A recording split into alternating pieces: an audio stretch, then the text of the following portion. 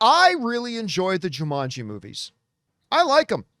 I really love the first one. The first one was such a pleasant surprise to me, and it was one of those movies that I didn't think actually looked very good, but I went into it and I was absolutely thrilled with it. The second Jumanji they did was still quite good. Like I was entertained by it. I thought it was a bit of a step down from the first one, but still entertaining. I still liked it. And so I've been looking forward to the third Jumanji movie. Now, back at CinemaCon, they showed us a presentation for it back in April, and it looked really quite good. So today, the full trailer came out. And I think the first half of it is fantastic. And then the second half of it just makes me put my hands up and go, what are we doing? What are we doing? And I'll tell you why.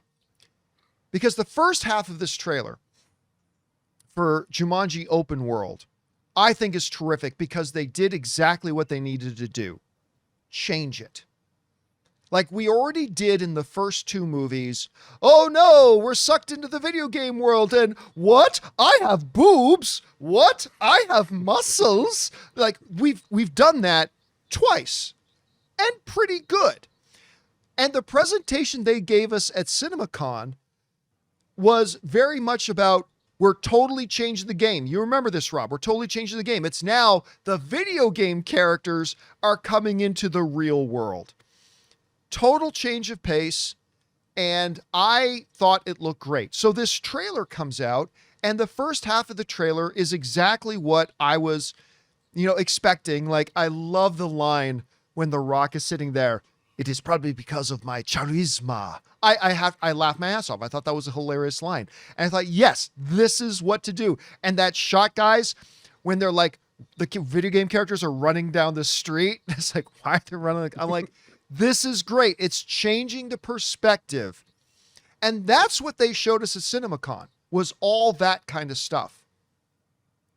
But then the second half of the trailer got here. And it was all back to the same. Oh, I have no hair. Wait a minute. Why am I so short? Like, oh God, guy, they've already done this twice.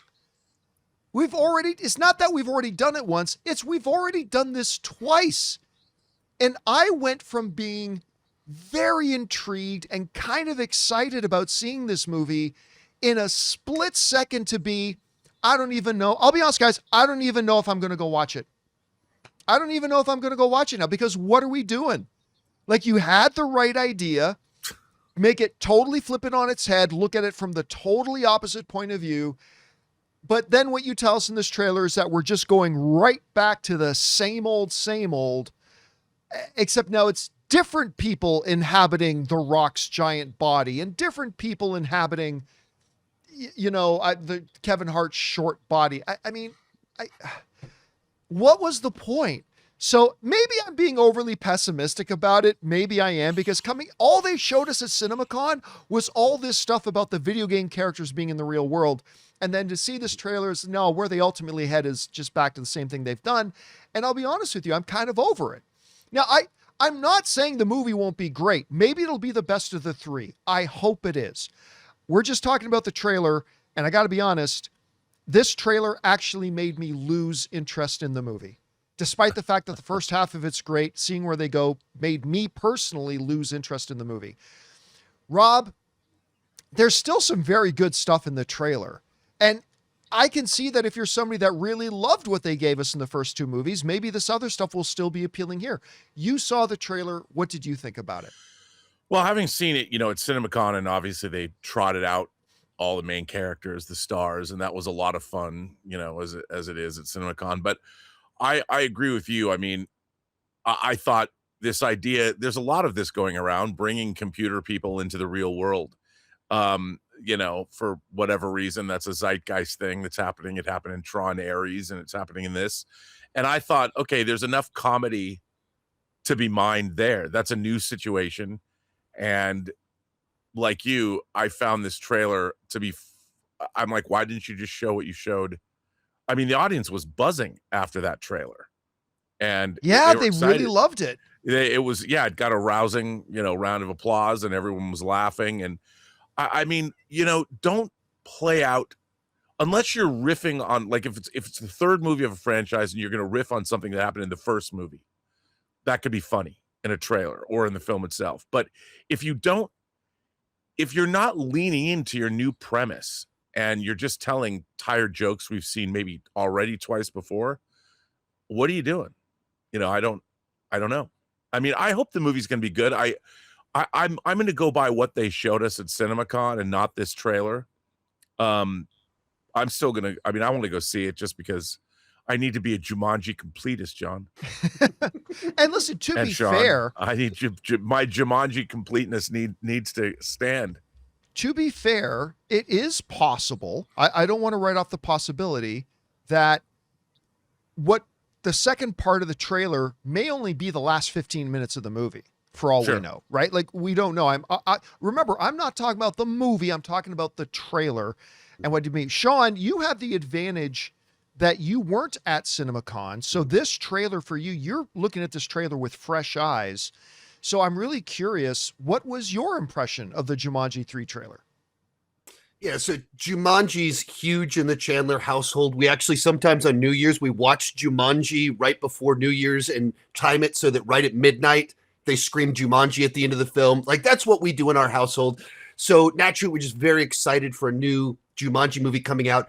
And the idea that they're having the characters come into the real world, that goes back to what they did in the original book. That goes back to what was in the 1995 film. So it seemed like the obvious place to go, but the right place to go.